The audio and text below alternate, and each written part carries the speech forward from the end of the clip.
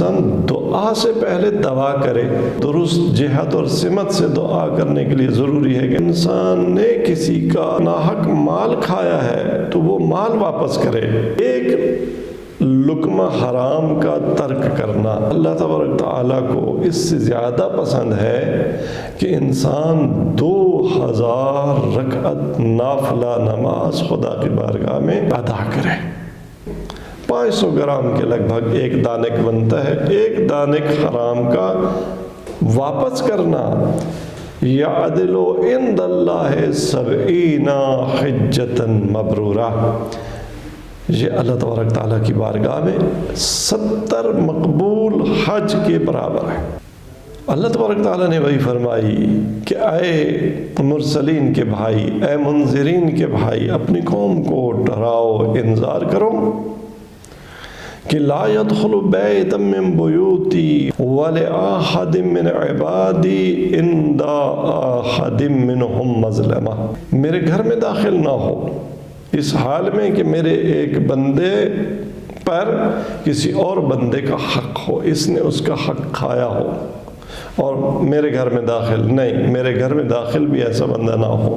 ایسا بندہ جس نے دوسرے کا حق کھایا ہے، یہ اگر مصلی عبادت پر مسجد میں آ جائے، بیت اللہ میں آ جائے، مسجد الحرام میں کھڑا ہو اور نماز پڑھ رہا ہو، دعا مانگ رہا ہو، تو اس کی نماز و دعا قبول تو ہو جا۔ جب تک یہ عبد یہ حق واپس نہیں کرتا، میں اس پر لعنت کرتا ہوں۔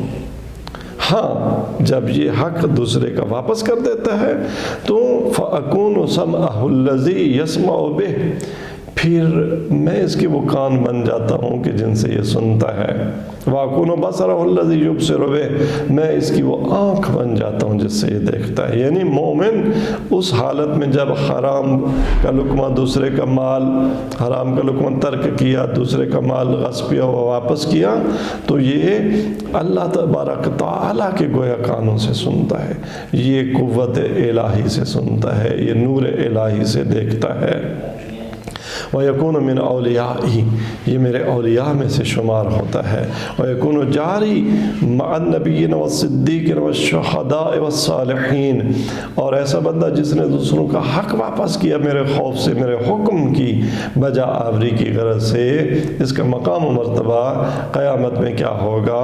یہ نبیین کے ساتھ، صدیقین کے ساتھ، شہداء کے ساتھ، صالحین کے ساتھ جنت میں خداوند تبارک تعالیٰ فرماتا ہے کہ یکون جاری، یہ میرا ہمسایہ ہوگا، یعنی یہ قرب الہی کی منزل پر فائز ہوگا۔